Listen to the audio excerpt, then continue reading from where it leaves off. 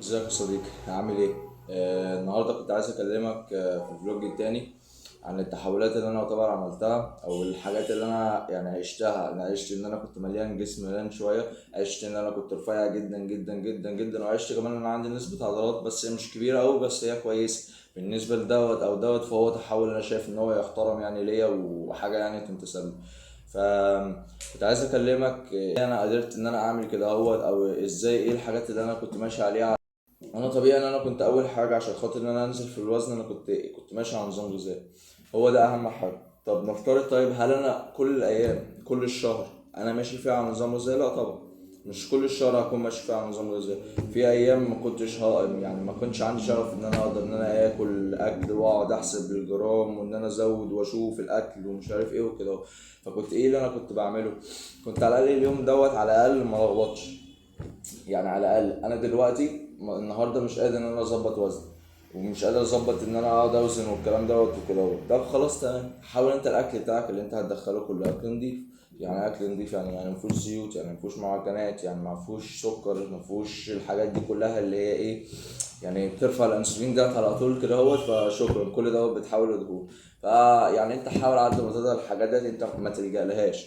يعني مثلا لو انت ممكن، لو انت في حاله واحده الحاجات دي ممكن تلجأ لها، بس انا مش اقصد على المعجنات كلها. يعني ماشي العيش البلدي مع اني برضك يعني، بس يعني مش مشكله عشان فيه جلوتامين وكده هوت. بس يعني انا بتكلم يعني في شكل عام يعني كده هوت، يعني الحاجات دي تحاول تقللها. لكن انت مثلا نفترض دلوقتي بالذات حاجه يعني انت ما تمشيش عليها على طول. نفترض ان انت جسمك رفيع جدا، اللي هو في المستوى التاني اللي انا وصلت له. جسمك رفيع جدا جدا جدا جدا.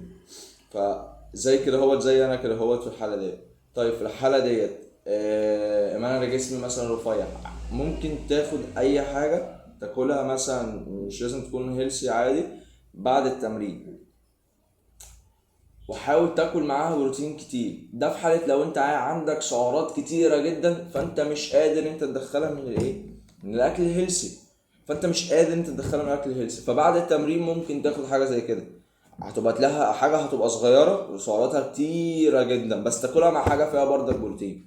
يعني تاكلها مثلا مع رز وفراخ، الكلام دوت برضك. فراخ هيبقى فيها رز واي حاجة مثلا، بس يعني يستحسن يعني يبقى رز وفراخ. ف ف ففترة التنشيف انت مش محتاج.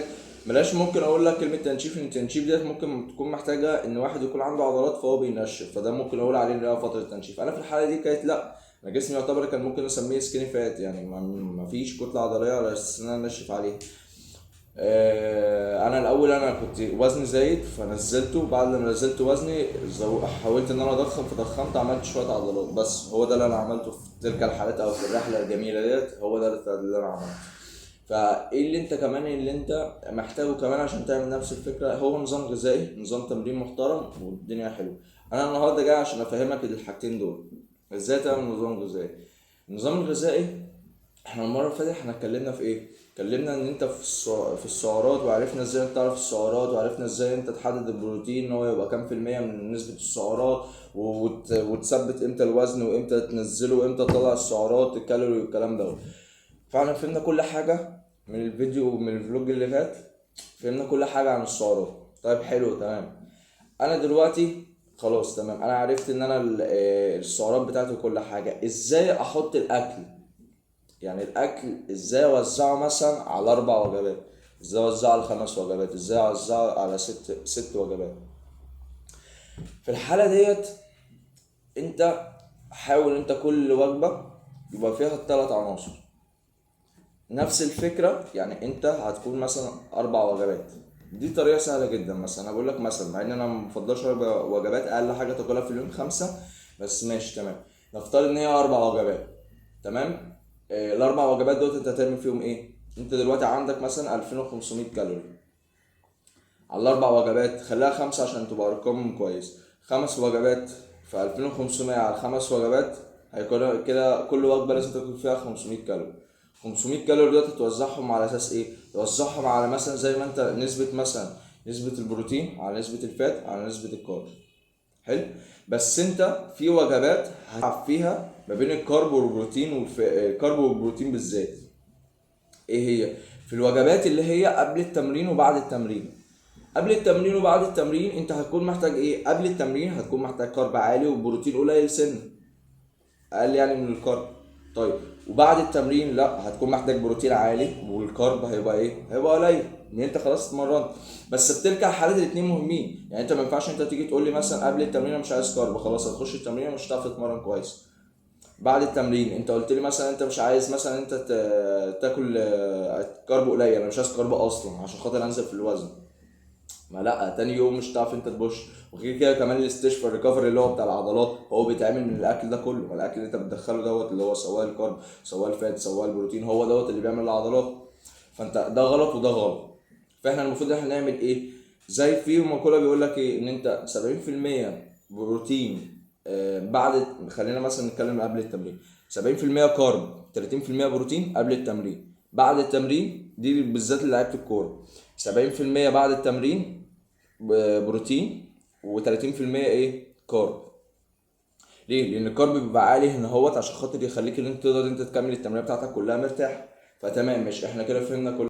هي التقسيمه ديت اكتر حاجه لعيبه الكوره، يعني لعيبه كمال الاجسام عادي ممكن يلعبوا فيها اكتر من كده، بس مش طبعا مش اكتر من 70%، انا بتكلم على اقل من 70%، 60 ل 40 الكلام ده، فاهمني؟ بس انا بتكلم انا على لعيبه الكوره، لعيبه مثلا الفنون القتاليه، لعيبه ف لان 70% 30% ديت، 70% احنا بنبقى محتاجين كارب زياده علشان خاطر نعرف ان احنا نكمل الماتش كله او نكمل التمرينه كلها، فاحنا محتاجين كارب عالي.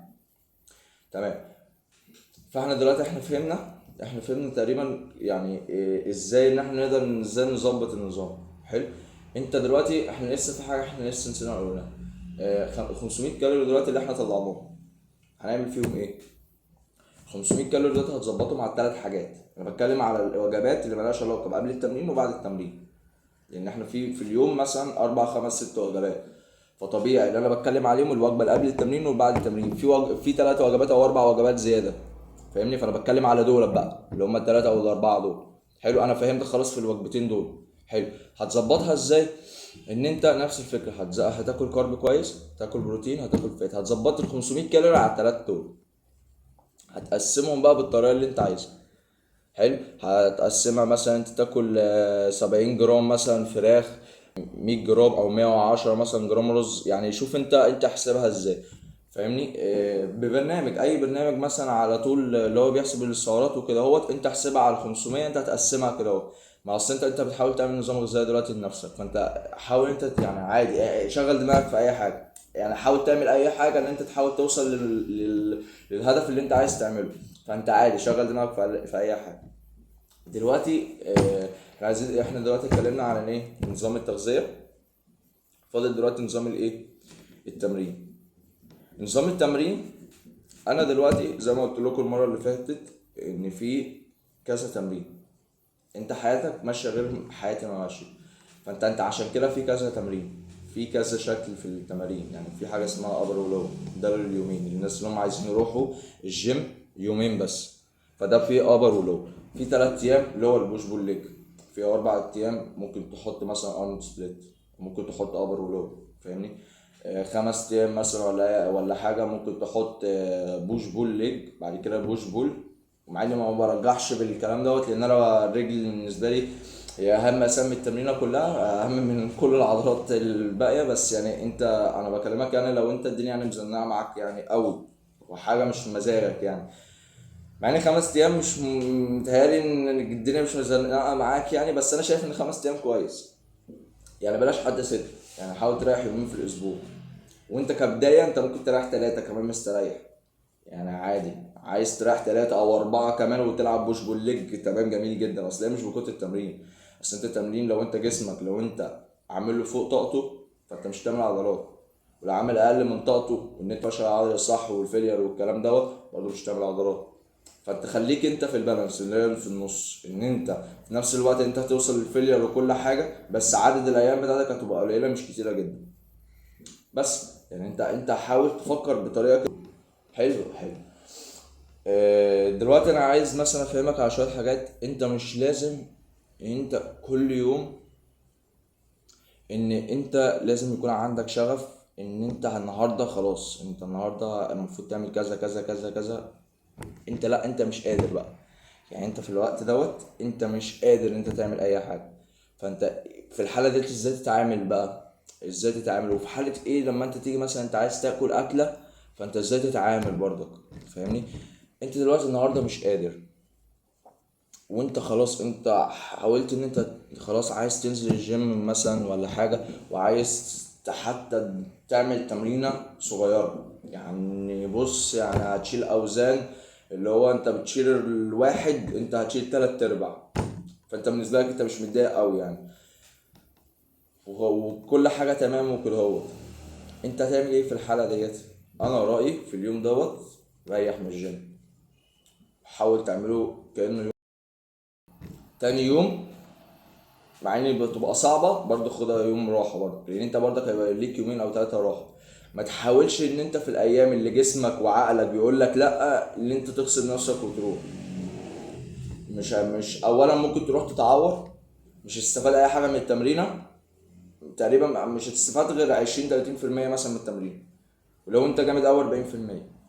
وممكن تتعور، ده انت كمان لو انت طلعت ان انت مش متعور فدي حاجه يعني، يعني جميله يعني احمد ربنا يعني، عشان خاطر انت ايمان دوت خلاص فاصل، هو مش هيعمل اي حاجه، لان ده هو اللي بيعمل كل حاجه. فاهمني؟ فانت لو انت مش قادر في اليوم دوت انا بقول لك بلاش، ريح. حلو.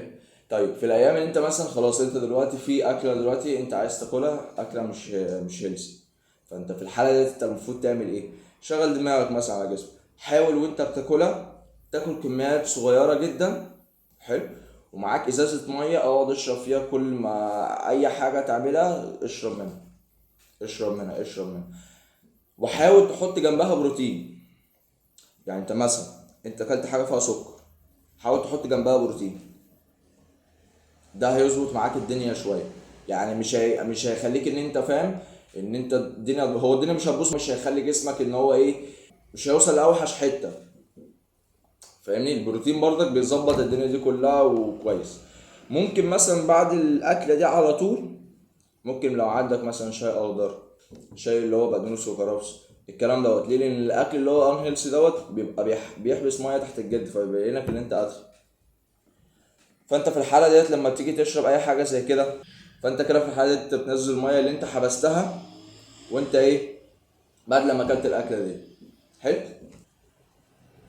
وبرضك عايز اتكلم برضك في حاجه، ان انت مهما انت شكل جسمك، يعني انت، مع اني انا شايف ان انت خجول من جسمك، انا شايف ان ديت يعني، انا رحت وانا تخين، رحت وانا رفيع، رحت وانا كل حاجه. عمري في حياتي ما فكرت ان حد مثلا يبص لي مثلا ان لا شكل جسمك مش كويس فانا مش لازم اروح الجيم، لا. انت رايح جيم زيك زيه، يعني انت بتدفع هو بيدفع، فانت مفيش حاجه اسمها كده. هو انت دلوقتي انت رحت جيم تتمرن انت مع نفسك، مالكش دعوه باي حد. في حاجه انت ما فهمتهاش، في مدرب اكيد واقف في الجيم هو موجود عشان يساعدك، روح اساله. فاهم؟ هو اساسا هو كده كده مفيش اي حد هيجي يقول لك حاجه، يعني الناس اساسا كلها لما واحد كان رفيع فتخن عضلات، لما واحد كان تخين فخس بعد كده راح تخن عضلات، بس فهم كلهم اصلا هم جايين من نفس الحته اللي انت راح فيها. فانت عادي انت روح عادي واتمرن والدنيا حلوه وجميله. وانت كمان ما تديش اي حد، ما تسمحش لحد ان هو حتى يعني يضايقك او يقول لك كلمه ما تعجبكش يعني من اخرها يعني. فديت اللي انا شايفه انت المفروض اللي انت تعملها، انت ما تقلقش يعني، انت رايح انت تتمرن وتمرن على قدك. يعني انت دلوقتي واحد مثلا معاك واحد زميلك، هو بيشيل 20 كيلو هنا و20 كيلو هو دمبل ومش عارف ايه، هو مش رقم يعني، بس انا اقصده ان هو بيشيل رقم بالنسبه لك انت كبير جدا. طب انا مالي يا عم، انا قادر اشيل هنا 12 ونص هنا 12 ونص، قادر اشيل هنا 10 وهنا 10. ما هو ده تحمله هو كده، انا تحملي انا كده، فانت ما ينفعش انت تقارن دوت بدوت. فانا ماليش دعوه، انا دلوقتي تحملي كذا، العب على قد تحملي، العب على قد اللي ربنا مديهوني في الوقت دوت، لان انت لو زودت هتتعور. فاهم؟ لو انت يعني عايز تجيب اوزان يعني تقيله وكده اهو، وفي نفس الوقت انت لو انت حاسس ان انت التمرينه بتاعتك مش فعاله، يبقى انت كده مقلل الوزن جامد، فانت تزود الوزن. فاهم؟ فانت حاول يعني، فاهم؟ انت توزن ما بين كل حاجه وحاجه. لما انت دخلت الجيم ما انت حاول توزن كل حاجه بحاجه، توزن ما بين التمرين كل حاجه ببعضها، ما بين التغذيه وكل حاجه ببعضها، ولا تكبر قوي وتطلع ولا تقل قوي. ومن اهم الحاجات في الموضوع ان انت عايز في الوزن ان انت تشرب ميه كتير. انت جسمك كله معمول من ميه، 70% تقريبا من ميه، فانت اهم حاجة في جسمك ميه. عايز تنزل في الوزن ميه، عايز تنزل احتباس الميه تحت الجلد ميه، عايز تنزل الدهون ميه، عايز تزيد عضلات ميه، عايز تعمل اي حاجة ميه. هي ديت اللي هتساعدك انت تعمل اي حاجة، فاهمني؟ بس دوت يعني تقريبا انا حاولت ان انا اجمع كل حاجة اللي انا قدرت ان انا اعمله او كده هو. ويعني يا رب انت تكون مبسوط يعني، وعلى الاقل ان انا قدرت افيدك في اي حاجه، في اي حاجه قدرت، حتى لو فدتك في حاجه بسيطه بس يعني ان شاء الله ان انا اكون اقدر افيدك باي حاجه يعني. وبس، شكرا، سلام يا صديقي.